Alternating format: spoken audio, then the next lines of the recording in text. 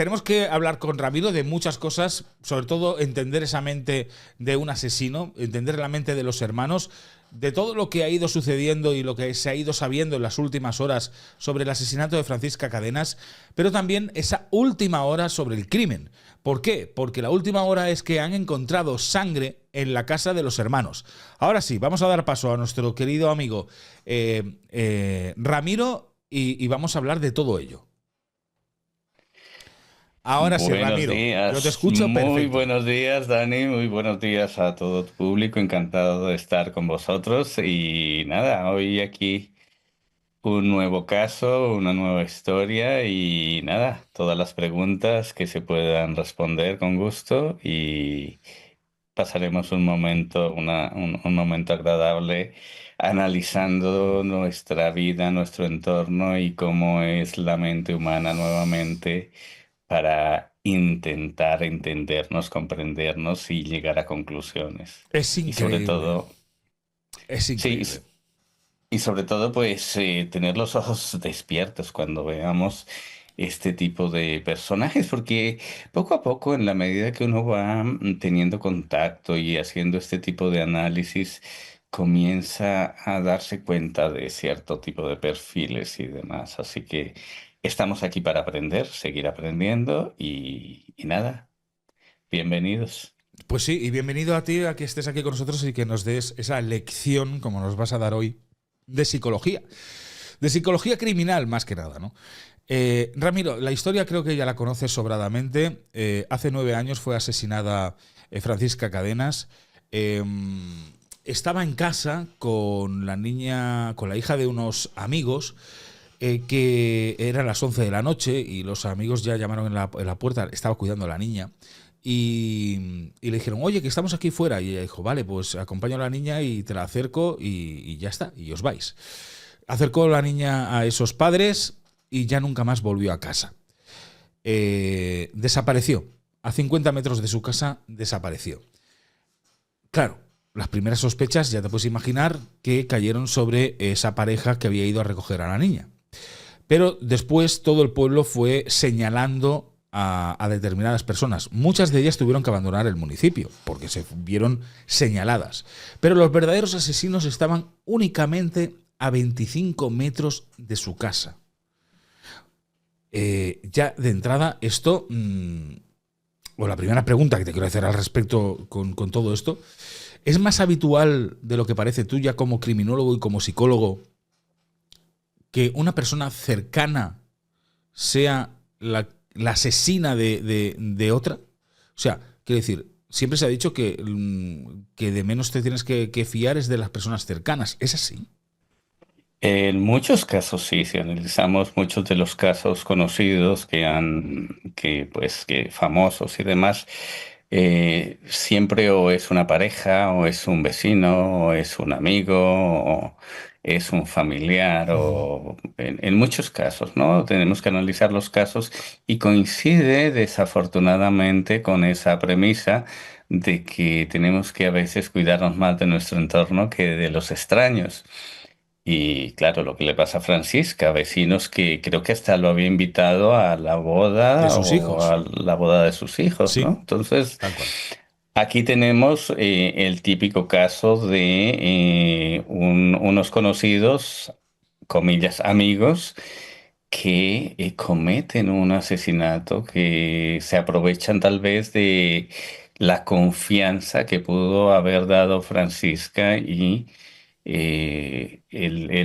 la posibilidad de que ella haya hecho en algún momento caso a a este personaje, precisamente y hubiese entrado a su casa por algún motivo. Ramiro, ahora me está viniendo a la mente y la mayoría de asesinatos, fuera de los asesinatos de violencia de género, que ya entendemos que ha sido la pareja quien acaba asesinando, pero por ejemplo me viene Hermanos Menéndez, acabaron con la vida de sus padres. Me viene con Daniel Sancho, acabó con la vida de Ewin Arrieta, conocido también por él. Claro, te das cuenta que sí, que es verdad, que muchas veces el círculo más cercano es el asesino. Totalmente. Muchos casos, todos estos casos de los cuales has hablado en los últimos tiempos, la mayoría son los asesinos personas conocidas. En muy pocos es alguien que pasaba por ahí o alguna cuestión de algún asesino de estos en serie o abusadores, pero generalmente, como te decía, es la familia, es el cercano, es el vecino. Y a veces nos alejamos buscando, cuando hacemos periciales y hacemos investigación, nos alejamos a veces demasiado del radio de búsqueda, lo ampliamos demasiado. En vez de cerrarlo, a veces la policía o quienes trabajamos en la parte pericial, ampliamos más el radio de búsqueda en vez de cerrarlo. Si lo cierras, parece ser que es mucho más rápido encontrar el autor del delito, ¿no? ¿Por qué suele pasar esto? ¿Por celos, envidias? ¿Cuál es la motivación realmente que una persona cercana a ti acabe con tu vida?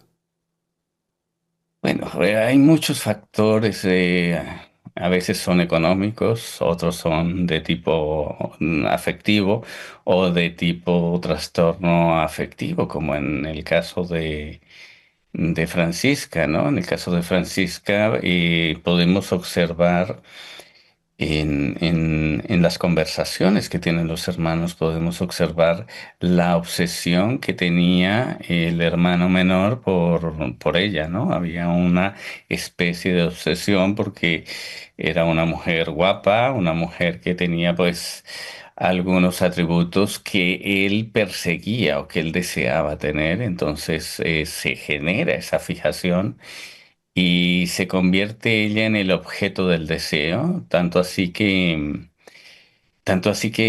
llega a materializarlo y lo llega a materializar con un comportamiento totalmente destructivo, porque además no solo la asesina y abusa de ella, sino que pues la descuartiza y hace todo lo que sabemos hoy, ¿no? Sí, la descuartiza, bueno, la amordazó, Ujú. la ató, presuntamente abusó sexualmente de ella y la acabó descuartizando. Claro, cuando una persona hace esto, una persona cercana hace esto, y si nos basamos en lo que cree la UCO, que hay una motivación sexual detrás, que el crimen está motivado por un deseo sexual que tendría, me imagino que esto viene de lejos, ¿no? Es un deseo que tendría el asesino durante mucho tiempo sobre ella y llegado el momento pierde los papeles, pierde las formas y acaba asesinándola, ¿no? Te quiero decir, para que nos hagas entender al resto de la humanidad, ¿qué se le pasa por la cabeza a un asesino como Juli? A ver, un asesino como Julián, tiene que aparecer una obsesión. Entonces, un objeto que le genera obsesividad, su objeto del deseo, en este caso, Francisca, y ellos no paran hasta no poseer ese objeto. Y además, cuando lo poseen, como no tienen emociones, como no pueden llenar el vacío que estos seres sienten, no hay emociones, no hay sentimiento, por lo tanto, acaban con el objeto. Piensan que como no le hizo la satisfacción que ellos esperaban o es una satisfacción momentánea muy corta, pues simplemente ese objeto es pues en el cual ellos depositan toda su frustración y aparece esa psicopatía que se revela a través de los hechos, como este sujeto sin emociones, sin sentimientos, sin dolor, acaba con la vida de esta persona. Entendemos entonces que Juli podría ser un psicópata. Pues sí, es compatible con los comportamientos psicopáticos. Hay que ver ahora que pienso que pedirán unos estudios de psicológicos, psiquiátricos de esta persona, pero todos los comportamientos que hemos ido conociendo a través de la investigación de la UCO y sus conversaciones, actitudes, todo lo que hicieron mientras se dio el proceso de búsqueda de Francisca, pues todos esos comportamientos son compatibles con la psicopatía. Y los dos, no solo Julián, sino su hermano. Entonces, aquí tendremos dos psicópatas que se complementaban en este caso. Es O dos normal. comportamientos psicopáticos que se complementan, ¿no? Dejémoslo en el supuesto, ¿no? Es normal que en una familia pueda haber dos que sean psicópatas, como sería en este caso, Juli y Lolo. Y más, y más. Hay familias enteras. Yo he tenido casos de familias enteras que todos los componentes tienen algún grado de psicopatía. Es que me parece tan increíble todo el caso y el suceso claro, piensas, lo primero que piensas es que una persona normal no puede hacer una cosa así, o tiene un trastorno mental que seguramente basarán su defensa en un trastorno mental, seguramente, o tiene una psicopatía severa por la manera, ¿no? Y las formas. Hay que recordar la falta de empatía que tienen, ¿no? Porque acaban enterrando, descuartizando y enterrando a Francisca en su propio patio y durante 9 años pasan por ese patio. Vamos, una persona normal no podría soportar eso, el saber que tienes una persona que has matado y has enterrado ahí debajo tuyo. Sí, hay casos, por ejemplo, donde ocurre por accidente y entonces deciden emparedar o enterrar a la persona, a la víctima en la casa. Esas personas terminan, si no son psicópatas, terminan alejándose de esa casa porque esos remordimientos, esos sentimientos no los dejan descansar. En el caso del psicópata no, porque como te decía, no hay emociones, no hay sentimientos, no hay ningún tipo de empatía por el asesinado. Por lo tanto, les da igual, es un comportamiento para ellos normal. Eso es lo fuerte, ¿no? Porque es lo que decías tú ahora Ujú. mismo, dice una persona que empareda o entierra en su propia finca, al final acaba marchándose de allí, ¿no? Porque no puede vivir con ese recuerdo constante, ¿no? Pero además, estos dos personajes, Lolo y Juli, no solamente que no pudieran vivir con el recuerdo de haber matado a una persona, sino que ellos hacían por recordarla, porque en esas conversaciones grabadas por la UCO, eh, ellos hablaban de Francisca, incluso hablaban de sus genitales. Lolo hablaba de sus genitales. O sea, algo que me parece verosímil, ¿no? Esa, digamos, esa ausencia total de empatía y remordimiento y ese tema recurrente de hablar sobre la víctima es lo que en realidad les hace aún más compatible con una psicopatía grave, ¿no? Ahí está la evidencia, ¿no? Y esa negación de esa realidad, porque además de que hablan de su cuerpo, hablan de esas partes íntimas, de esa obsesión sexual persistente, pues también la cosifican. Así que ahí tenemos todo lo que se denominaría esa tetriada oscura o esa triada oscura, que es muy compatible con estos dos perfiles. O sea, tú piensas que podría existir la triada oscura en Lolo y en Juli. Yo pienso que se pueden dar todos los componentes que se requieren para hacer este diagnóstico en este caso y que son muy compatibles sus comportamientos, esa falta de sentimientos, esa falta de empatía, de remordimiento, ese sadismo, maquiavelismo que aparece por ahí en esas conductas de lo cotidiano, pues nos da todos los papeles para que sean diagnosticados de esta forma. Dices que cosificaron o cosifican a las personas, en este caso a Francisca, pero a la familia de Francisca también. Porque estamos Sí. hablando que la familia de Francisca vivía a 20 metros de su casa. Las tenían que ver todos los días, a los hijos, al marido. Y ellos hacían una vida normal. Se iban a trabajar, volvían sabiendo lo que habían hecho. Claro.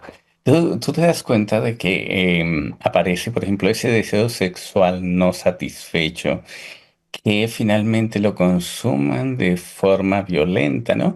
Estas personas, por ejemplo, al encontrarse con su familia, reviven ese recuerdo de esa violencia y todo eso es lo que les mantiene como ese mínimo de satisfacción que pueden sentir. Entonces, es como el encontrarse con su familia, el escucharlos, el hablar con ellos, es como casi que un trofeo más que otra cosa.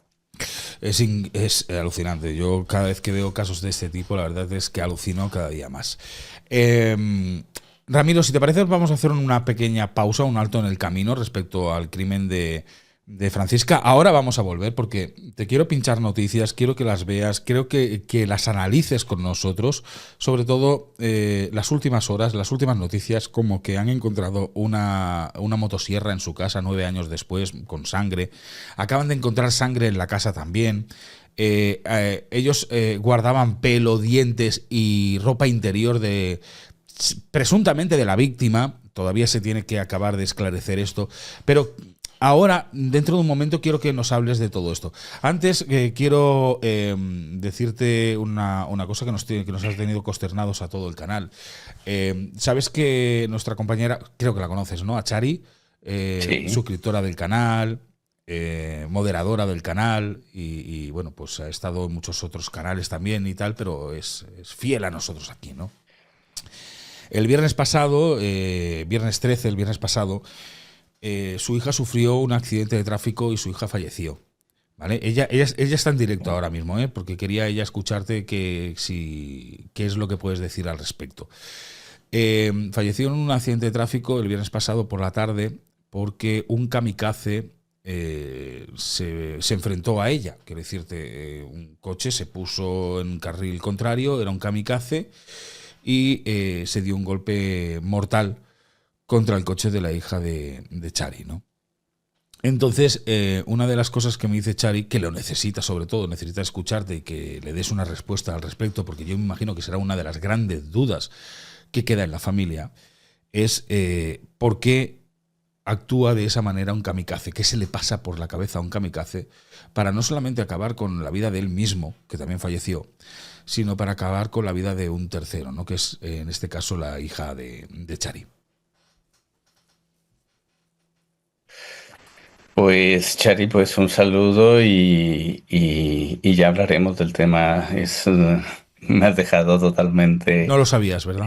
No lo sabía, me has dejado pues sin palabras totalmente porque es una cuestión que nunca nos esperamos. Ya me contarás todo el proceso. Si quieres, hablamos también en privado con gusto Si te y parece, luego le paso tu sí, teléfono y sí, si quiere ya contactar contigo, que te llame o que te escriba o lo que sea.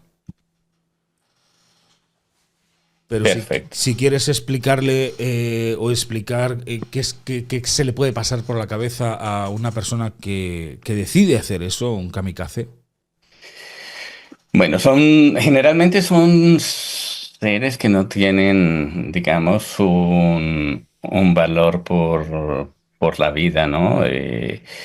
Tienen motivaciones y esas motivaciones son las que les lleva a cometer un delito. Puede ser que eh, sea cualquier persona, o sea, no es que haya elegido a tu hija, sino que fue la persona que se cruzó en su camino, ¿no? Esto lo podemos ver, por ejemplo, lo pudimos ver muy claro en las Torres Gemelas, ¿no? Mm. Sin importar quiénes estaban allí, de qué religión, de qué, nada, no, allí no importó nada y estrellaron los aviones contra las Torres Gemelas simplemente por hacer el daño que se pretendía hacer. Entonces, un kamikaze lleva su objetivo sin importar a quién se va a encontrar en la calle, qué, de quién a quién se va a cargar, a quién le va a quitar la vida. Lo importante es cumplir su objetivo. Aquí también no hay sentimientos, no hay emociones, no hay nada que detenga este tipo de personajes y generalmente lo vemos más a nivel ideológico, lo vemos más a nivel de guerras. Hoy día que están de moda por ahí las guerras, vuelven a estarlo, lo vemos mucho en eso. Pero también existen kamikazes, ya sea por ideología personal, ya sea por problemas a nivel familiar. Hace poco, por ejemplo, tuve un caso de alguien que se suicidó. Bueno, he dicho una palabra que no se puede decir aquí. Bueno, mientras la digas una vez no pasa nada. Vale. Y que no le importó cargarse con él a otras personas, ¿no? Entonces se llevó por delante la vida de otras personas. Entonces, lo importante para ellos es cumplir su objetivo y, como te digo, no es que el objetivo haya sido tu hija, sino que el objetivo puede ser cualquier persona que estemos en la vía que encuentren ellos por delante, ¿no? No hay emociones, no hay sentimientos, no hay culpa, no les importa la vida, ni la de ellos y mucho menos la de los demás. Y ellos lo hacen siempre por un objetivo y ese objetivo es grandioso, es válido y es su gran trofeo en este caso. Pero Ramiro, si una persona se quiere quitar la vida, ¿no es mejor que se tire por un puente? Que se tire, no sé, de un edificio, a una vía del tren, que no provocar la muerte de otra persona. Eso hace parte como, a ver, yo siempre lo califico como esa parte orgásmica que ellos quieren desarrollar a la hora de cometer, hacer su cometido, ¿no? Entonces, eso les genera su adrenalina, les genera pues ese poderío que están buscando y finalmente pues es lo que les da o le da sentido a su acto. Pero me parece muy injusto, la verdad. Me parece muy injusto que lo hagan de Totalmente. esa manera. Y todos estamos dispuestos a eso en el camino, ¿no? En cualquier momento puede aparecer un personaje de estos y se lleva por delante a cualquier persona sin que haya planeado a qué persona se lleva, ¿no? Si te parece bien, lo que te decía, le paso el teléfono a Chari y, Sí, lo hablamos en privado, Chari, ¿vale? y que Hablamos ella... en privado esto y luego si en algún momento lo podemos expresar, lo podemos hablar aquí a nivel público. ¿De Perfecto, acuerdo? me parece genial, me parece genial. Pasa que ella me lo ha pedido, me dice, por favor, pregúntale a Ramiro esto. Y digo, pues mira, ya que lo tenemos, vamos a preguntarle, hacemos un pequeño apunte y luego Sí. ya vosotros habláis más Sí, y personalmente de todo esto. analizaremos el caso cuando tengamos toda la información, quién fue el personaje, qué pasó, lo que hay y se ha generado antes y después de la situación y a partir de ahí, pues haremos un proceso aclaratorio de, en este caso específico, qué ha pasado, qué ha sucedido. Em, si te parece, seguimos con tema Francisca, ¿vale? Que es creo que es el tema de hoy que más nos puede llamar la atención por cómo se está procediendo, ¿no? Por cómo se está haciendo, ¿no? Te he dicho anteriormente que se han encontrado sangre, se han encontrado muestras de sangre en la entrada de la casa de los hermanos. Yo hay una de las cosas que me llama mucho la atención, ahora te voy a pinchar la imagen y vamos a escuchar el vídeo, pero me llama mucho la atención. Ayer supimos que había una motosierra también llena de sangre dentro de la casa y ahora nos enteramos que la UCO encontró sangre también en la casa. O sea, si te parece, vemos el vídeo y luego te pregunto. Perfecto. ¿Vale? Déjame un segundo que cargue el vídeo. Tarda segundos y te lo voy a, mientras tanto, te lo voy a compartir para que tú también lo puedas ver. Vamos a ver, configuración, uso compartido. Aquí. Aquí está. Vale. Y le damos a compartir.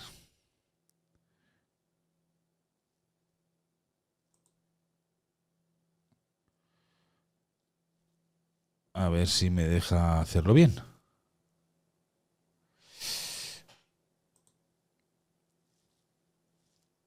¿Lo estás viendo, Ramiro? Ana Gómez, Sí. me voy contigo a Arnachos. Me anunciabas una exclusiva en el caso de Francisca Cadenas importante y soy todo oídos. Cuenta. Pues atención, Nacho, tenemos efectivamente una noticia en exclusiva y se trata de unos restos que Criminalística ha encontrado en el interior de esta vivienda. Se hizo durante los primeros días del registro y fue en concreto unos restos de sangre que se encontraron justo aquí en la entrada. Detrás de esta puerta que están viendo ahora mismo en imagen. Esos restos han sido recogidos y lo está analizando ahora mismo un laboratorio en Madrid para determinar si pertenecen a la fallecida Francisca Cadenas, aunque todo apunta a que sí. Esto podría arrojar luz sobre cómo murió Francisca. Todo apunta a que la agresión comenzó aquí, en la entrada de esta puerta, y fíjense porque 9 años después han encontrado estos restos después de haber limpiado muchas veces esta zona con lejía. Se pueden imaginar, durante 9 años, y ha sido todo gracias al minucioso trabajo que hace la unidad de criminalística de la Guardia Civil y que ha hecho durante 2 días en el interior de esta casa para detener a los 2 hermanos. Después, gracias, Ana, felicidades. 9 años después, ¿se puede encontrar sangre de un asesinato? 9 años, 50 y 100.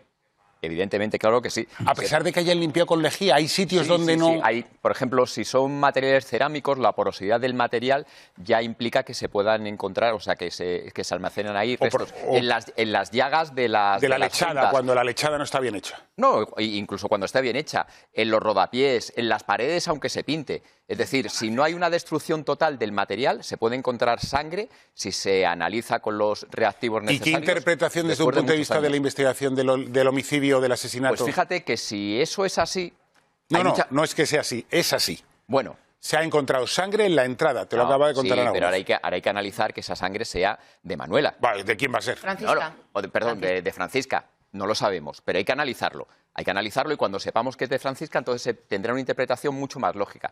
Pero si eso es así, tiene una interpretación que casi es a favor de lo que han manifestado por lo menos uno de ellos, el que se declara autor material de la muerte. Y es, si esa sangre se ha encontrado en el quicio, en la entrada de la puerta, encaja con lo que él dice. Lo que pasa que luego habrá que ver si esa sangre, si se puede determinar por los patrones de sangre, si ella ya estaba dentro, intentaba huir, la golpea ahí, ya es otra cosa. Pero en principio, si eso es así y esa sangre es de ella, la interpretación de la manifestación de él tendría un encaje. A menos que esa sangre esté en el material poroso de la puerta, que es madera, no en el suelo, y en lugar de haber ocurrido ahí lo que ocurriese, él estuviese manchado de sangre y tocase esa puerta. No, a menos que fuese así. Según me decía Ana, estamos hablando de gotas pequeñas. Sí, como una salpicadura o lo que fuere. Sí, bueno, lo que es pequeño, increíble, pero en la para puerta. Carlos le parece normal lo de los 50, 100 años, pero increíble que 9 años después se encuentren restos todavía biológicos y la sangre, que habrá que determinar si son de Francisca Cadenas, que bueno, que podría serlo, y evidentemente habrá que ver la reconstrucción de los hechos, porque... puede decir que puede afianzar la versión que soltó Julián de vino, yo me había esnifado una raya de cocaína y le pegué y fue un golpe, que se ha demostrado que por las fracturas de los huesos no fue así, o que intentara huir. Yo esto lo que creo es que arroja cada vez más luz, pero cada vez también más sufrimiento para la familia de Francisca Cadenas, porque cuanta más información... Bien, vámonos otra vez a la pantalla que teníamos. Ahí está. A ver, lo has escuchado. 9 años después encuentran sangre. Encuentran sangre. Aquí quiero que me hables como psicólogo y como criminalista, ¿no? Y como criminólogo. Aparte de eso, 9 años después se puede seguir localizando restos biológicos de una persona. Esa es la primera pregunta que te quiero hacer. Sí, especialmente la sangre. No solo 9 años después, como alguno de ellos ha dicho, 20 y más años puedes encontrar restos biológicos, más o menos deteriorados, pero se pueden encontrar restos y son analizables y son orientativos de lo que ha sucedido en una escena de un crimen como esta. Yo pienso que desde mi punto de vista y por la información que he logrado obtener a través de los medios, creo que aquí no fue un golpe único. Creo que aquí hubo un sadismo y una impulsividad extrema en este caso. Hombre, cuando recuperan los restos óseos, llegan a la conclusión de que le habían pegado una paliza. Le habían pegado una paliza porque tenía palizas, huesos rotos. todo esto nos da pues ese perfil de un sadismo y una impulsividad extrema que aunque queramos disculpar y dejar, oye, dejemos que la investigación avance y se verifique, pero es que los datos son los datos y a veces socialmente o los profesionales intentamos como que suavizar, como lo hacía, no sé si era un periodista el que estaba ahí, o alguien que decía, "Ah, pero en la puerta, pero entonces vendría o viene a ser un poco como lo que él ha dicho, que sí que solo fue un golpe, ¿no? Intentamos entrar en ese juego, pero después de que nos han dicho que hay huesos fracturados, que hay una motosierra, que hay todos estos elementos, lo único es que hay es que confirmarlo. Hay que confirmar esto y es evidente lo que sucedió allí, es evidente que no fue un golpe, sino que si la amordazaron, si la torturaron, si hubo ese sadismo en su cuerpo, en todo el proceso, es evidente que debe haber restos, no solo en el quicio de la puerta o en las paredes, sino que en muchos más sitios, si se trabaja con los elementos que se tienen que trabajar, correctos, se encontrarán muchos más restos, muchas más evidencias dentro de esa casa. Por más que se limpie, por más que seas un obsesivo de la limpieza, siempre encontrarás algo en una escena de un crimen. Pero me parece increíble que 9 años después sigan encontrando, ¿no? Al final, el crimen perfecto no puede existir por esto mismo, porque al final, biológicamente quedan restos siempre. Y Siempre. por muchos años que pasen y tú pienses que te vas a librar, pues hay restos. Sí. Y hay que desmontar los desagües y hay que desmontar todo. Lo que pasa es que en muchos casos los forenses o la policía o quien corresponde y esté haciendo la investigación van muy por encima y no se implican a fondo, ¿no? Pero vemos en muchos casos que hay que desmontarlo todo y volverlo a montar y todo eso no hay que reparar ni en tiempo ni en historias siempre terminas encontrando. Siempre encuentras algo que te dice que allí sucedió algo y por lo tanto, pues es el punto de inicio de una gran investigación o de una investigación muy rápida, porque tengo entendido que creo que la misma noche estuvo la policía allí Sí. y vieron el agujero tapado y vieron cosas, una persona supuestamente en la cama descansando, alguna historia. Y no se hizo nada, ¿no? No se Entonces hizo aquí nada. te preguntas de qué consta una investigación y más si hay alguna mínima sospecha, ¿no? Las primeras Cuando hay una horas. mínima sospecha hay que actuar enseguida y hay que ir. Luego si es necesario pedir disculpas, se piden disculpas a esa persona, a esa casa, a esa historia, pero no dejarlo así porque mira, se ha tenido que esperar 9 años cuando la misma noche estuvieron allí y no actuaron en consecuencia, ¿no? Tienes toda la razón del mundo, porque hicieron el registro la misma noche y al día siguiente volvieron otra vez, porque la primera noche parece ser, no se sabe muy bien por qué, no había luz o muy poca luz y esa misma noche se marcharon de allí y al día siguiente volvieron, que fue cuando abrieron una puerta y vieron a una persona tumbada que no reconocieron a ver quién era la persona, no fueron a reconocerla, y luego a otra habitación no entraron porque los hermanos estaban diciendo que era su habitación de trabajo y que tenían allí todos las máquinas y tal, y la policía no entró. O sea, es algo increíble, algo insólito, que Sí. se podría haber resuelto mucho antes el crimen. Es más, la familia, sobre todo, yo pienso en la familia, podría haber descansado mucho antes y no haber esperado 9 años para saber que su mujer o su madre estaba enterrada a 20 metros de su casa. Eso me parece increíble. Pero Ramiro, yo te quiero hacer otra pregunta. Yo me pongo ahora en plan psicópata. Psicópata o asesino, ¿vale? Vale. De entrada, el enterrarla en tu propia casa me parece fuera de lugar, me parece fuera del manual del asesino. O sea, tú no entierras en tu propia casa. Si tú te quieres deshacer del cuerpo, yo creo que lo más lógico es, vale, comparto y el desmembrar, lo comparto, ¿vale? Porque es más fácil el transportar un cuerpo. Pero no lo entierres en tu casa, sino te vas y lo llevas muy lejos de tu casa. El móvil, eso sí, en mi casa encendido para que la geolocalización de mi móvil no me diga, para que no le diga a la policía dónde estoy. Pero además, te voy a decir, si yo veo que hay salpicaduras de sangre, ya sea en la pared o en las puertas o donde sea, yo lo primero que hago con el paso del tiempo, o sea, estamos hablando de un margen de 9 años, es cambiar esas puertas. Las cambio. Si hay salpicaduras de sangre en la pared, lo primero que hago es volver a enyesar toda la pared, volver a pintarla. Conociendo desde el punto de vista, como te digo yo ahora mismo, que conozco los crímenes, los que vamos viendo y cómo actúa la policía.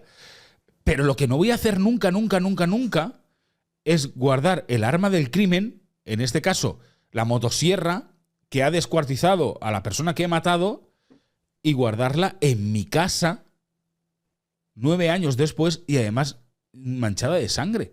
O sea, ¿quién actúa de esa manera?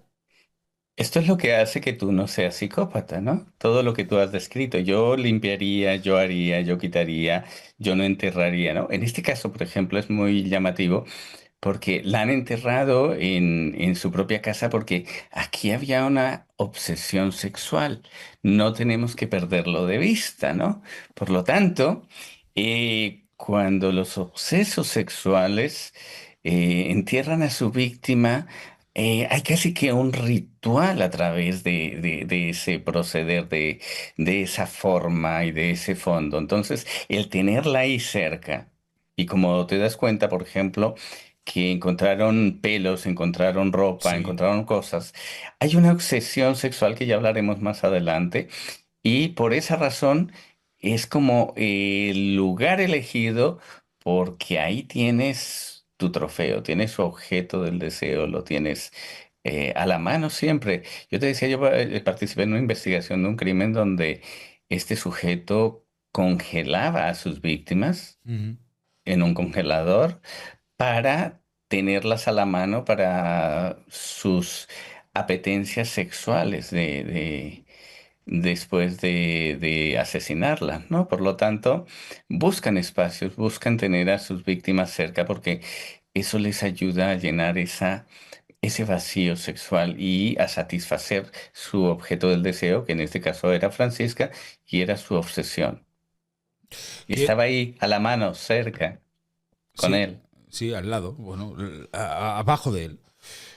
Quiero hacer una indicación más que nada porque en el chat he leído, yo primero de todo no lo haría. Claro, yo tampoco, yo tampoco, pero estoy poniéndome ya en el caso de que tú fueses el asesino. Claro, actuarías de una manera seguramente muy diferente a como suelen actuar los asesinos. Totalmente.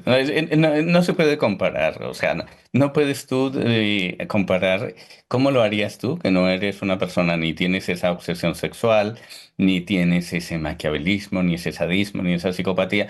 Totalmente lo harías distinto en el caso, ¿no? Es más, si a ti te pasara por accidente y tal, yo creo que tú serías de los primeros que cogería el teléfono o llamaría a alguien, la policía, y diría, mira, aquí sucedió esto, ¿no? Ellos no, ellos tienen todo un proceso. Además, aquí vemos que hubo una premeditación, porque no fue que simplemente Francisca ese día pasó por la casa y tuvo la oportunidad sino que la obsesión de la sexual hacia Francisca venía en un proceso premeditado, ¿no? Seguimos, porque hay más cosas. Ya hemos hablado de la motosierra también, que me parece increíble que la hayan guardado durante 9 años. O sea, ¿qué motivación tienes el guardar? O eres un despistado de la vida que no sabes ni lo que tienes y dejas la motosierra, pero además manchada de sangre. Esto también denota de que son un poquito guarros, porque podrían haberla limpiado, digo yo, 9 años. A ver, después de que la policía haya estado esa misma noche, el día después, y que no hayan encontrado nada y hayan pasado desapercibidos, pues eso les ha generado también una confianza en la cual este tipo de personas no tienen cuidado. Además, un psicópata sádico con esos comportamientos no son muy cuidadosos de la limpieza y del cuidado y de todos esos detalles. Siempre se les escapa. Tú sabes que siempre estas personas que tienen esa compatibilidad con la psicopatía y tal, siempre se les escapan cosas y terminan dejando evidencias, y no una, sino muchas en el entorno. Yo me quedo con una frase que me dijiste hace mucho tiempo sobre, creo que fue con el caso Sancho, no me acuerdo si fue con el caso Sancho, creo que sí, que dijiste que los narcisistas, psicópatas narcisistas, se creen que están tan por encima de la ley que no los van a pillar nunca, están tan seguros, porque eso es lo que tiene también un psicópata que es demasiado narcisista, que todas estas cosas las dejan, ¿no? O sea, no la voy a limpiar porque a mí no me van a pillar. Y voy a dejar aquí la sierra, la motosierra, porque no me van a pillar, ¿no? El mejor sitio para esconder algo es dejarlo a la vista de todos. Entonces, eso piensan ellos. Ahí está. O sea, al final es tal el nivel de narcisismo, ¿no? que los lleva pues a hacer estas cosas, ¿no? Cuando el resto pues diríamos, oye, pero ¿cómo dejas una motosierra manchada de sangre 9 años allí? ¿No? Un poco extraño. Ramiro, están los dos en prisión provisional, ¿vale? Sin posibilidad de salir, sin fianza y sin nada. El abogado ha solicitado en varias ocasiones el que los dejen en libertad, ¿vale? Porque no se van a escapar. Esto es lo que dicen, ¿no? Claro, demasiada libertad ya han tenido estas personas. Pero yo quiero que veamos el siguiente vídeo y quiero que tú me digas cómo pueden estar viviendo estas dos personas ahora mismo en prisión. Porque ayer trajimos una noticia que decían que tenían miedo, que tienen miedo dentro de prisión. Están ahora mismo en una zona que están ellos solos, ¿vale? Pero que tienen miedo de salir al patio. Esto viene a ser bastante habitual dentro de las prisiones, me imagino, porque al final los presos que están compartiendo prisión con ellos han visto las noticias, saben lo que han hecho y hay determinados actos en los que en la prisión tampoco se soportan, ¿no? Vamos a ver el vídeo si te parece y nos comentas. Dura un par de minutitos. Perfecto. Te comparto la pantalla. Le damos al play. ¿Cómo están estos hombres en la cárcel, Joaquín? Bueno, en estos casos mediáticos que tienen mucha atención, los centros penitenciarios son ecosistemas muy frágiles y cualquier cosa que se sale de las rutinas habituales puede llegar a hacer un entorno más complejo de lo que ya de por sí es un centro penitenciario, con lo cual se pueden llegar a tomar una serie de medidas precisamente para evitar que se produzca esta distorsión con el resto de la población reclusa. Estos casos mediáticos siempre son llamativos, al final no son elementos estancos una prisión, los internos ven la televisión, son conscientes de lo que pasa en el exterior, con lo cual cualquier hecho que pueda enturbiar o que pueda dificultar una vida ordenada dentro del centro penitenciario, pues hay que tomar las medidas adecuadas para que esto no se produzca. Claro, Joaquín, decías. Un apunte respecto de la prisión de Badajoz. Los dos hermanos han pedido reducir su tiempo de salida al patio. Salen 2 veces al día. ¿De qué tienen nada miedo? Más. Pues porque el resto de reclusos les está llamando asesinos de mujeres, siendo aquí un poco recatado por la hora en la que estamos. Están teniendo en todo momento control y supervisión de 2 a 3 funcionarios, están siendo amenazados, insultados en todo momento y básicamente su vida se reduce a estar dentro de la celda, a leer y a hablar entre ellos. Y es un protocolo que lo que permite o lo que pretende es que nadie les lesione, como comenta Jorge, y que tampoco se autolesionen. Claro, esto iba en un régimen de control tutelado y una vigilancia para que esta gente no se quite del medio, ¿no? Y no debe ser complicado que se quiebren en algún momento, ¿no? No, es que precisamente me dicen... Ramiro, ¿qué puede pensar o qué puede sentir en este caso estos dentro de prisión, estos dos personajes? ¿Miedo, arrepentimiento? Bueno, arrepentimiento no hay, a no ser que sea un arrepentimiento aprendido para expresar a los medios y decir, oye, sí, me arrepiento, pero ellos no sienten miedo, no tienen emociones, no aparece un arrepentimiento. Si no se han arrepentido durante 9 años teniendo la familia a su lado, no se van a arrepentir ahora. Miedo, ¿por qué aparece el miedo en estas personas? Porque una de las cosas es que el narcisismo, la psicopatía y todo esto es cuando una persona es narcisista y es evaluada desde fuera o es visualizada, es señalada, pues esta persona se victimiza y lo vemos en casos típicos de esto, ¿no? Se victimiza a la persona, siempre quiere estar que los demás estén atentos a por ellos y cuando están en un espacio cerrado, como es una presión, pues terminan siendo agachando un poco la cabeza porque allí hay grupos de presión social y por lo tanto pues tienen ese miedo, comillas, por que le suceda lo que ellos han hecho con su víctima, ¿no? Pero Es un miedo, podemos decir que es un miedo no real. Fíjate que al resto de nosotros, al resto de sociedad, nos parece increíble que una persona o dos personas, en un principio una, que es la señalada, la que ha confesado a ser el asesino, ¿no? A Juli, tenga miedo, ¿vale? De haber hecho algo que es horroroso. O sea, a ver, es que no sé si me estoy explicando. O sea, el tío tiene los santos huevos, los santos cojones de decir que no quiere salir al patio porque tiene miedo que le peguen una paliza después de lo que ha hecho. Sí, claro, porque el narcisista y el psicópata son cobardes, ya te digo, en ese sentido, ¿no?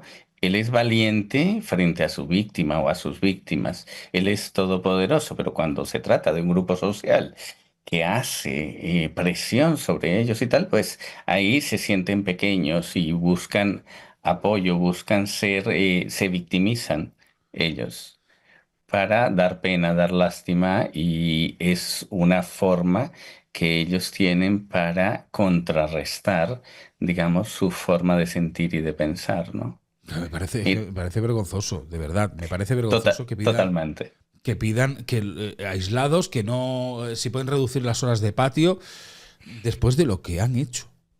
Claro, porque ellos saben lo que les espera en una prisión. O sea, son conscientes. Son conscientes de que en una prisión les espera, y más en estos casos cuando se trata de asesinar a una mujer. Es que esto no tiene nombre, no tiene sentido, ¿no?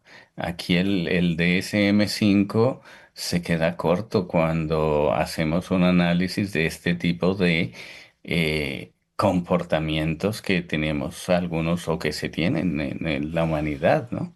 Y nos quedamos cortos, ¿no? Siempre nos quedamos cortos porque siempre estamos a favor de que esa persona se reinserte, de que esas personas aplicar esa humanidad cuando ellos no tienen humanidad, cuando ellos no tienen ese derecho por el otro, ese respeto por el otro. Pero claro, todos los demás pues nos acogemos a esos derechos y los aplicamos a ellos cuando ellos nunca lo aplicaron a su víctima, ¿no? Ahí está, ahí está. O sea, derechos para mí que para la otra persona no le di, ¿no? O sea, al final, exactamente. O sea, es alucinante. Hablando de los compañeros presos que están allí en prisión, claro, se habrán enterado absolutamente de todo. Ramiro, estas personas guardaban pelos, dientes y ropa interior. ¿En qué mente trastornada guardas eso como un trofeo? O como decía el psiquiatra forense que ayer pudimos ver, que era en plan fetichismo, ¿no? O sea, ¿qué hay de realidad en todo esto? ¿Realmente es trofeo lo que están guardando los pelos, dientes y bragas de la víctima? ¿O es fetichista? Porque a mí no me entra en la cabeza, hablando mal y guarro, hacerse una paja con unos dientes o con pelo. O sea, no me parece nada lógico, me parece algo más, como hemos visto en tantas películas, en tantas series y en todo esto, como un trofeo, ¿no? El guardar... Hay asesinos, eso lo sabes tú, que se guardan el DNI o se guardan el pelo de la víctima para recordar lo que hicieron y quién fue, ¿no? Pero llegar a guardarlo como algo fetichista me parece impresionante. Los psicópatas o individuos con alto componente sadista y fetichista generalmente tienden a guardar trofeos, a guardar objetos, en este caso las bragas, otros casos una cadena, un anillo, un trozo de pelo u otra prenda. Generalmente tienden a tener esas fantasías, no solo del trofeo de mire lo que hice, lo bien y que no me han descubierto, sino además esas fantasías sexuales, esos deseos sexuales reprimidos y ese componente de posesión de su víctima, ¿no? Y la posee de por vida mientras lleve esos objetos, ese souvenir, siente que posee a esa persona de por vida. Cada vez que toca el objeto, cada vez que lo ve, que tiene contacto con él, o como tú dices, que tiene algún tipo de sexo con ese objeto, a través de ese objeto, pensando en su objeto del deseo, en este caso, la persona, en este caso Francisca, que fue cosificada y es cosificada. Y esto es lo que hace la cosificación, ¿no? O sea, tengo tu pelo y tu pelo te suple, o sea, tu pelo me excita, tu pelo me lleva a estos estados de excitación y de satisfacción, ¿no? Y ahí aparece ese fetichismo que se ve muy marcado en estos casos. A ver, yo puedo entender las bragas como algo fetichista. Hay gente que tiene con las bragas, hay gente que tiene con las medias, hay otras personas que tienen con los tacones, ¿no? Te podría llegar a comprar el pelo. El pelo, ¿vale? Te lo podría llegar a comprar a alguien que le hubiera gustado mucho el pelo de la víctima y se lo cortase y eso le llegase a excitar, pero... ¿Y los dientes? También. Ten en cuenta que muchos fetichistas tienen fantasías de sexo oral, ¿no? Y hay toda una dinámica a través de si tienes o no tienes dientes, ¿no? Entonces ahí está el objeto como tal. Madre mía. Parece enfermizo, parece una mente enferma. Claro, ya sabemos sobradamente, no lo has explicado aquí por activa o por pasiva, que la psicopatía no es una enfermedad. Pero parece una mente enferma. Claro, es una mente enferma y esa fantasía sexual con la víctima, independientemente de que sea lo que sea, cualquier objeto o cualquier parte de su cuerpo, siempre estará esa fantasía sexual y esa sensación de agresión fuerte cada vez que esta persona, como te decía antes, sienta, vea, huela el juego que se monte con los objetos souvenir que haya guardado de su víctima. Yo imagino que el abogado de la defensa dirá que es un trastorno mental. Imagino que se harán pruebas y irá a psicólogos y psiquiatras y defenderá que es un trastorno mental. Lo hemos visto en otros casos, como por ejemplo en el caso de, que por cierto, lo llevaba Marcos García Montes, el descuartizador de Majadahonda, que acabó matando a su tía y a su tía y a la inquilina que tenía, la acabó matando, cortando a trozos, metiendo en una máquina de picar y picando la carne. No sé si este caso lo conocías o no lo conocías. Algo también muy, muy loco, ¿no? Muy loco. Sí, yo tengo un caso también donde se guardaron los pies de este caso fue un hombre y le cortaron los pies y los guardaron, ¿no? Conservaron los pies porque la fantasía sexual eran los pies exclusivamente de ese hombre, ¿no? Entonces cada persona, cada mente es un mundo y cuando hablamos de trastornos mentales, pues nos referimos a todo este tipo de situaciones que nos podemos encontrar en la vida. Eso venía, ¿no? El descuartizador de Majadahonda, al final su abogado, Marcos García Montes, su defensa se basó en un trastorno mental, ¿vale? En un trastorno mental.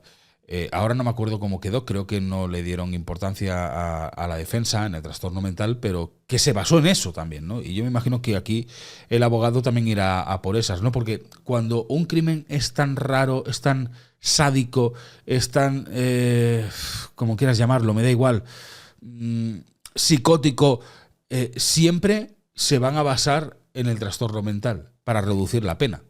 Aquí ya se ha soltado un componente y es el consumo de cocaína, ¿no? Sí, Entonces, sí, claro. ya se ha soltado, se ha dejado desgranar ya la primera posibilidad donde se va a atribuir este asesinato a un consumo de cocaína y ya está. Y luego, pues también sí, pueden alegar un trastorno mental, pero en este caso, como te decía, la psicopatía no es un trastorno mental, es una una estructura de personalidad que los seres humanos vamos forjando, vamos acuñando y luego eso se va manifestando en nuestro entorno, ¿no? Tanto así que hay psicópatas que están socializados, que están allí entre todos nosotros, ¿no? Es difícil el determinar que una persona sea un psicópata. Tú que has tenido que sentarte, incluso te has sentado con Garavito, ¿no? O sea, imagínate, Sí. uno de los peores asesinos de la historia de la humanidad. Y es difícil demostrar que esa persona es un psicópata. Bueno, la verdad es que cuando comienzas a trabajar con ellos y ves que no hay componentes emocionales, ahí ya saltan las alarmas, ¿no? Y si haces un estudio realmente minucioso, te das cuenta si es un psicópata integrado o no. No es tan difícil cuando ya tienes mucha experiencia en el campo, ¿no? Inicialmente los vemos personas manipuladoras, vemos personas mentirosas, vemos un poco la persona un poco con un poco de agresividad de más, pero no le damos importancia. Pero si nos detenemos y hacemos un estudio, sobre todo a nivel de sus emociones, de sus sentimientos, de que no hay remordimientos y tal, ahí ya las alarmas tienen que saltar y deberíamos todos, pues, estar muy pendientes. Pero hay mucho psicópata integrado en la sociedad. Y eso no significa que todos los psicópatas sean asesinos. Eso ya lo hemos Está hablado claro. en este canal y el psicópata integrado, pues afortunadamente logra superarse en el sentido de que no llega a cometer delitos como los comete pues el psicópata asesino y el que tiene la tarea oscura, ¿no? Mira, Marianne Susain está haciendo una pregunta que tú has respondido aquí en varias ocasiones, ¿vale? Yo le recomiendo, aunque ahora le vas a contestar también, pero recomiendo que no te pierdas ninguno de los capítulos, episodios que hacemos con Ramiro, porque esta pregunta que acabas de hacer ya nos la respondió él hace ya un buen tiempo. Dice, una pregunta, ¿se puede saber de alguna manera que otra persona es psicópata? Ahí te la dejo. ¿Se puede saber de alguna manera que otra persona... Sí, dice, ¿se puede saber de alguna manera que otra persona es psicópata?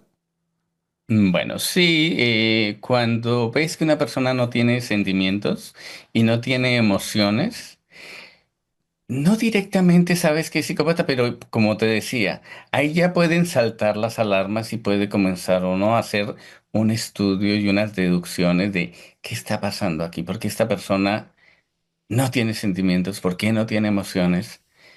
Y esto ya es un motivo de estar alerta. No solamente eso, porque tú no lo has explicado aquí muchas veces. O sea, hay que estar alerta cuando tú ves que una persona no tiene sentimientos, como bien nos está diciendo Ramiro, cuando no tiene empatía, cuando tiene un narcisismo elevado, extremo, siempre soy yo. Cuando es yo. mitómana constantemente. Miente muchísimo. Cuando miente, cuando hay una agresividad que no puedes entender, que no hay motivos a veces para esa agresividad, cuando aparecen cierto tipo de cuestiones sexuales que se salen de lo común, de lo normal, todas esas banderas rojas, como yo las llamo, son elementos en los cuales tenemos que poner mucha atención. Además, tú aquí lo explicaste muy bien y creo que hiciste, una vez nos hiciste los 5 o los 7 tips, ¿no? para localizar a un psicópata, ¿no?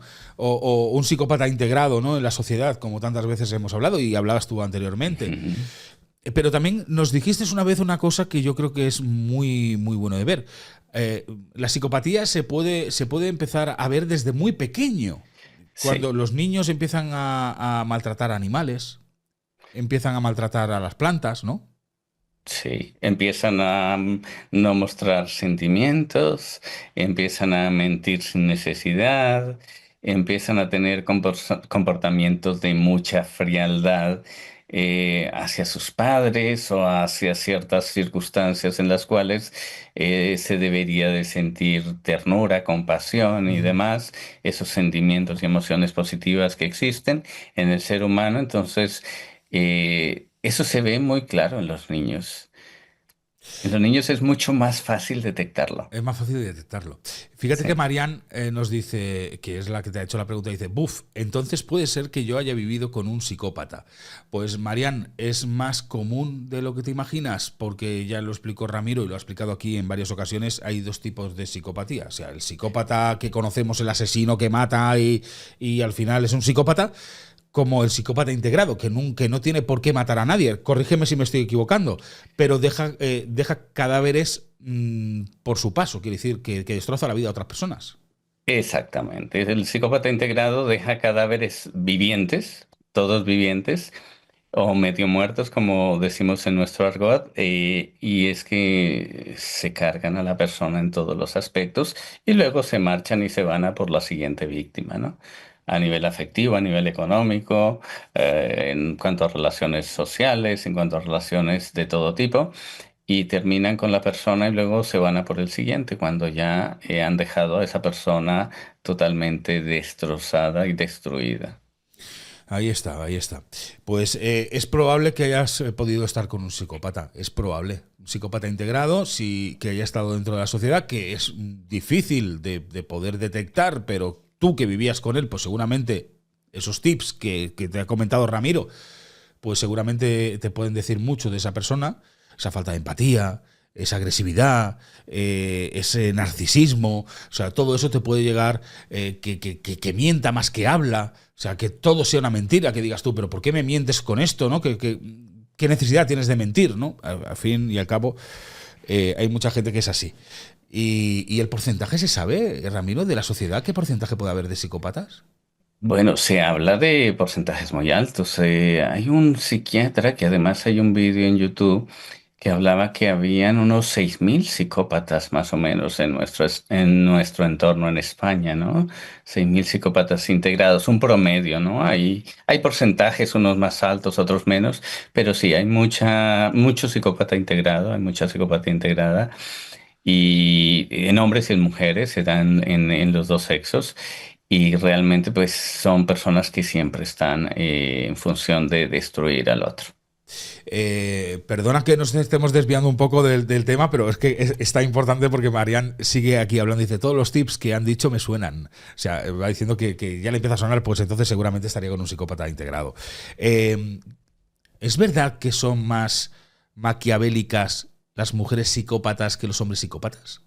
Sí, si nos damos cuenta, las mujeres asesinan menos, las mujeres dejan más cadáveres vivos, y cuando una mujer asesina es totalmente, trabaja con filigrana, con mucho cuidado, hace cada movimiento y busca la manera, la forma de que realmente no sea descubierta. Son mucho más hábiles.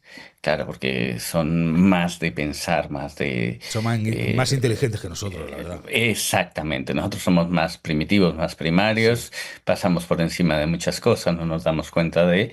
Pero las mujeres son psicópatas, sobre todo, son mucho más obsesivas con todo, hasta con la limpieza, ¿no?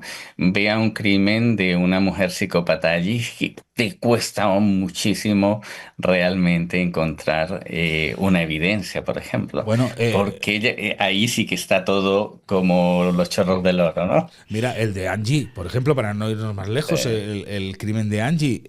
Fíjate, una persona que lo que hizo es planear todo el crimen de tal manera para que la policía llegase a creer que se había o que se había suicidado porque había tenido un juego sexual. O sea, te quiero decir, es mucho más maquiavélico en el sentido de mucho más rebuscado, mucho más pensado todo, ¿no?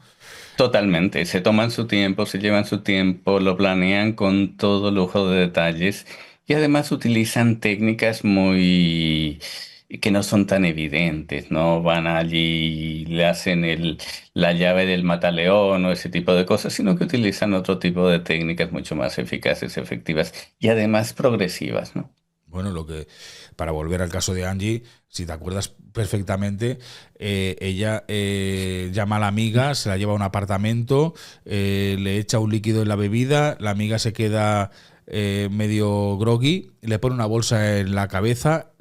Días antes había ido a unos boys y le había pedido esperma a esos boys y se los echa por el cuerpo para que la policía entienda que ha habido un juego sexual y que se ha ido de las manos. O sea, maquiavélico, totalmente, ¿eh? Totalmente. Ahí aparecen todos los elementos con claridad de maquiavelismo. Y hay muchos otros casos. Tú siempre hablas de un caso por ahí muy interesante que resuena, y también, ¿no? Que se suicidó por un juego sexual, ¿no? Haciendo una práctica sexual.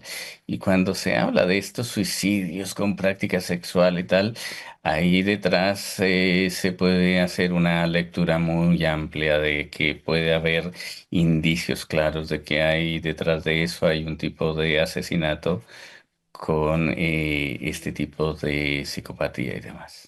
Bueno, sigamos con lo que tenemos que hablar. Vamos a comentar una cosa que a mí me llama mucho la atención. Ayer me llamó mucho la atención, salió la noticia, y es que dice Juli, el autor confeso del crimen, que su hermano Lolo ejercía un poder absoluto sobre él. Vamos a verlo el vídeo, vamos a recordar lo que ayer se dijo. Dame un segundo que le damos al play, que salte la publicidad y te lo pongo para que lo puedas ver. Pero quiero que me digas si esto es habitual o no es habitual entre dos hermanos, que uno tenga más o que ejerza el poder sobre el otro. Déjame que lo veamos en un segundo. Vamos a saltar la publi y ahora nos comentas si te parece al respecto. Nada, dura 30 segundos la publicidad. Eso antes es un anuncio y ahora lo vamos a poder ver. Te comparto la pantalla para que lo veas tú también. Y así nos puedes decir qué es lo que piensas y lo que te parece al respecto. A ver, ya acaba la publicidad y lo ponemos. Dame 10 segundos, ¿eh? Venga. Juan Julián refiere que su hermano ejerció sobre él un control absoluto. Según la declaración que Juli hace ante la Guardia Civil, Lolo era el cerebro de todo, rindiéndole cuentas de todas sus acciones y controlando todos sus pensamientos. Son declaraciones anteriores al registro de la casa y a su posterior detención. En su confesión al juez, Juli afirmó ser el único autor material de la muerte de Francisca Cadenas, exculpando por completo a su hermano Lolo.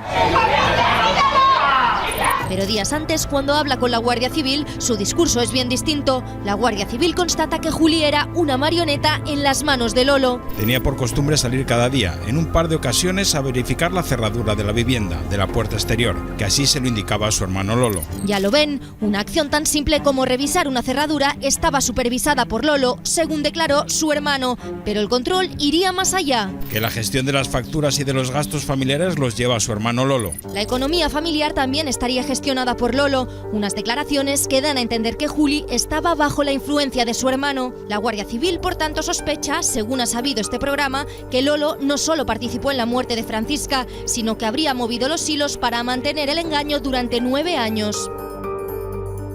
Antes de que hablemos, letrada, déjeme un minuto volver con Pablo Muñiz y Paquita. Lo has podido escuchar, me imagino, ¿verdad que sí, Ramiro?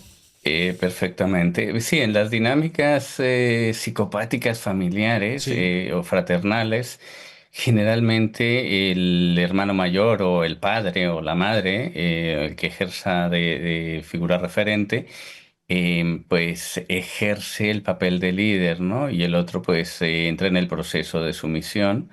Y es la dinámica que se establece en esos procesos donde existe esa psicopatía posiblemente compartida, ¿no? Pero, ¿un psicópata puede ser un sumiso?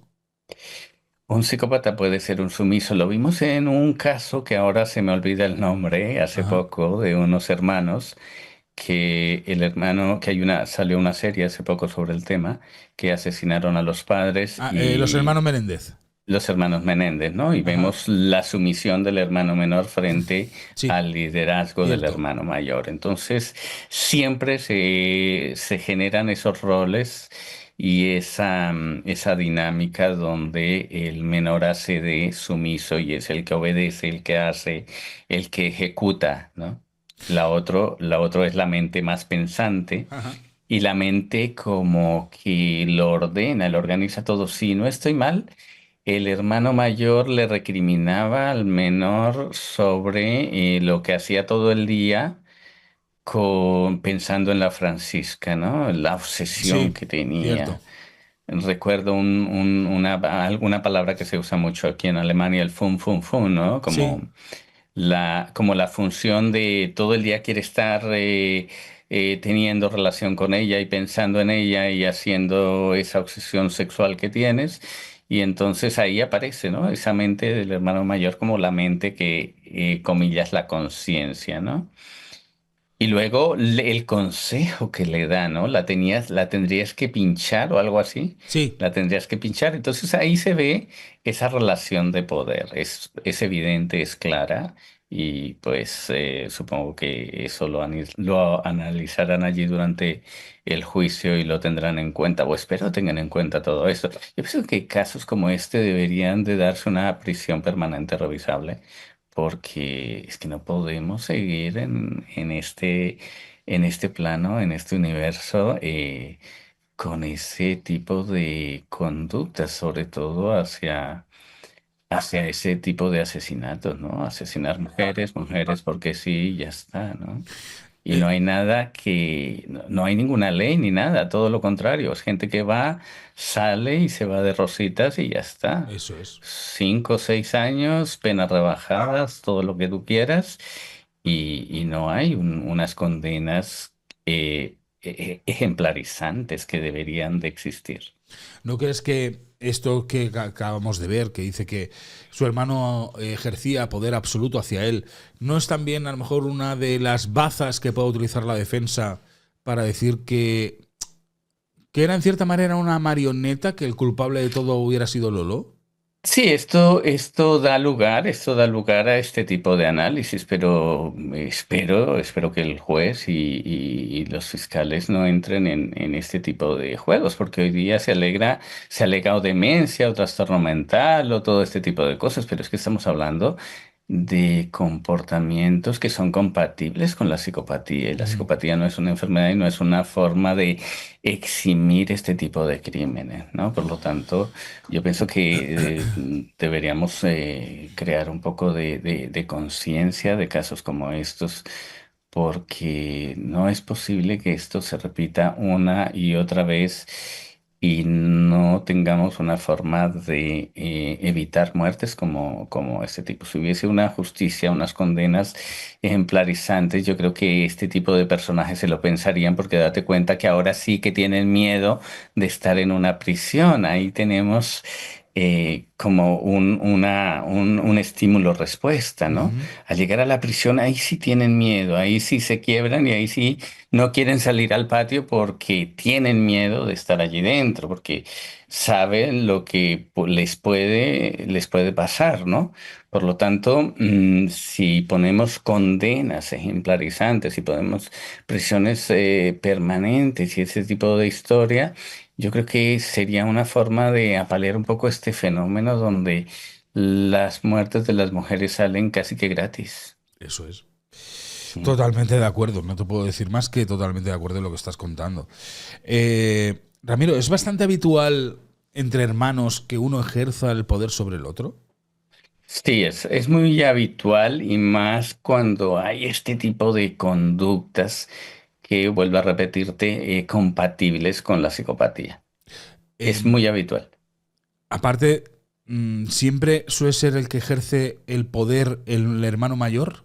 Generalmente sí, A no ser que el hermano mayor tenga algún déficit de algún tipo, ahí se da de forma contraria, pero entonces ahí ya estaríamos hablando de un déficit en la mente de la otra persona. Pero generalmente es esto. ¿Suele ser porque el pequeño sienta admiración desde muy pequeño hacia el hermano mayor? También, pero no solo sucede con el hermano, sucede con el padre o sucede con la madre, ¿no? La madre puede ser el líder que maquina la situación, y el hijo puede ser el ejecutor. Está interesante esto, ¿eh? Está bastante interesante también el tema de cómo piensan los hermanos. Vámonos a la última noticia que te quiero traer. Y es que el móvil de Francisca Cadenas fue apagado 10 minutos de su desaparición en Hornachos. Esto es noticia de hoy, es noticia de última hora. Vamos a esperar un momentito a que salte la publicidad y te lo pueda mostrar. Pero es noticia de última hora. El móvil habría sido apagado 10 minutos después de la desaparición, con lo que quiere decir, presuntamente, quiere decir que hubiera sido asesinada durante ese momento, ¿no? Apagan el móvil cuando va a ocurrir el crimen. Déjame que te lo comparta y lo vemos juntos. A ver qué te parece. Aquí lo tienes, Ramiro. Me imagino que ahora lo vas a ver y lo escucharás. Informaciones sobre la investigación del asesinato de Francisca Cadenas en Hornachos revelan que se perdió un tiempo vital en las primeras horas de su desaparición. Agentes no especializados de la Guardia Civil llegaron a entrar en esa vivienda donde la mujer estaba retenida sin apreciar nada sospechoso. Alertados por el hijo de Francisca, que ya había llamado a su puerta, 2 guardias civiles entraron en la casa de los acusados esa noche. Se creyeron que el bulto en una cama era un familiar enfermo y no revisaron un hueco tapado con maderas. No tenían autorización judicial. Tú no puedes coger unos maderos y levantarlos porque no tienes autorización judicial. No miraban el bulto no por nada, sino porque no podían entrar. Luego no entraron en la puerta de arriba porque tampoco podían entrar. Los investigadores ya no volvieron con orden judicial. Se centraron en que se podía haber desorientado y después en que se había marchado voluntariamente. Aunque el móvil de Francisca fue apagado a los 10 minutos, no creyeron a la familia. En ese momento, las declaraciones que ellos tenían no le dieron la importancia que posteriormente han tenido, y en un momento en el que se barajaban más hipótesis. No tenían los indicios que se han tenido más tarde, es la única explicación que le encuentro. No vieron las contradicciones entre Julián y su hermano Manuel y llegaron a centrarse en el temporero, el último que la vio. 7 años después, la UCO revisó, recuperó las contradicciones y reconstruyó. Técnicas que en aquel momento, hace 9 años, tampoco existían, ¿no?, para acercar esos 30 metros. Ahora intentan probar la participación activa también de Manuel. Es un poco el que determina qué hacer en cada momento. Y esperan encontrar más indicios en los teléfonos viejos y actuales y en un pendrive que ya analizan. Parece que queda bastante claro, Ramiro, que manejaba el cotarro el hermano mayor, ¿no? Totalmente. Si tú lo ves mucho más calmado. Sí. El otro lo ves más impulsivo, más nervioso, más... O sea, hasta su forma de caminar son diferentes. Entonces, su movimiento, su actitud, su sistema de lenguaje corporal es fácil de leerlo en estos dos casos, muy evidente. Y el mayor se ve más calmado, más tranquilo, más yo soy, y el otro va más en plan nervioso, en plan evasivo, en plan... Y es la evidencia total que tú puedes confirmar, Más ¿no? impulsivo, ¿no? A lo mejor. Sí, es muy impulsivo, y es muy nervioso, ¿no? Y tiene además... cuando hablaba con su hermano, como esa jactancia, ¿no? Como yo lo he hecho porque sí, porque yo soy, ¿no? Y para que el otro me apruebe, ¿no? Es la lectura que se hace en este caso. Bueno, en estos casos. ¿Y no piensas que, digo yo, tú que has llevado casos así y además, aparte también de criminólogo, psicólogo, que el hermano mayor tenga más culpa que el hermano menor en todo este crimen? Bueno, a ver, podemos hacer varios tipos de análisis, pero si la obsesión, claro, si el hermano mayor sabía de la obsesión sexual de su hermano menor por Francisca, por la víctima en este caso, pues claro, una persona consciente, coherente, hubiese llevado a su hermano a un tipo de terapia o lo hubiese apoyado de una forma distinta para que esa obsesión hubiese desaparecido. Pero sí, al parecer como que le secundaba y le pinchaba, y podríamos decir que una parte ejecutora y la otra puede ser pues una de las partes que hizo caso omiso o también impulsó que esto sucediera, ¿no? Y para terminar, una de las Como la preguntas... parte artífice de toda la historia. Sí, el artífice. Y una de las preguntas que se hace todo el mundo, para terminar, te la quiero hacer y quiero que digas lo que piensas realmente. ¿Piensas que Francisca, después de todo lo que sabes, de todo lo que nos hemos visto, te has informado y tal, ¿piensas que Francisca puede ser la única víctima de estos dos? ¿O puede ser, o crees que podría haber algo más? Hay desaparecidas en Badajoz, las hay. Pero claro, la UCO ni la Guardia Civil ha dicho nada de que puedan ser sospechosos de otras, Bueno, esperemos que, a todos nos gustaría que esto no fuese así, pero yo pienso que la UCO ahora tiene pues suficiente información para investigar esos otros casos y ver si tienen estos personajes alguna relación, ¿no? Nunca se sabe, ¿no? Hay que buscar todas las posibilidades y sería recomendable que esto se hiciera. Sí, podría ser por alguna cuestión. Todos siempre nos preguntamos, ¿será la primera vez? ¿Será la única víctima? Y claro, si hay más desaparecidas y además del entorno y si han tenido relación, pues sería el momento de abrir investigaciones Claro. desde que estos personajes tuviesen una determinada edad hasta la fecha, ¿no? Yo sinceramente creo que no tienen más crímenes, más que nada porque este me parece tan chapucero que no creo que le hayan vuelto a repetir. Creo. Pero claro, nunca lo sabes. Nunca sabes si estas personas se les cruzaba el cable cada cierto tiempo y iban matando a mujeres. No lo sabes, pero la sensación que me da a mí es que no. Pero bueno, no sé. Cuando hay este tipo de obsesión sexual y demás, hay que ir con cuidado y hay que investigar un poco más. Y yo creo que yo invitaría a que esto se hiciera, a que se investigue, ¿no?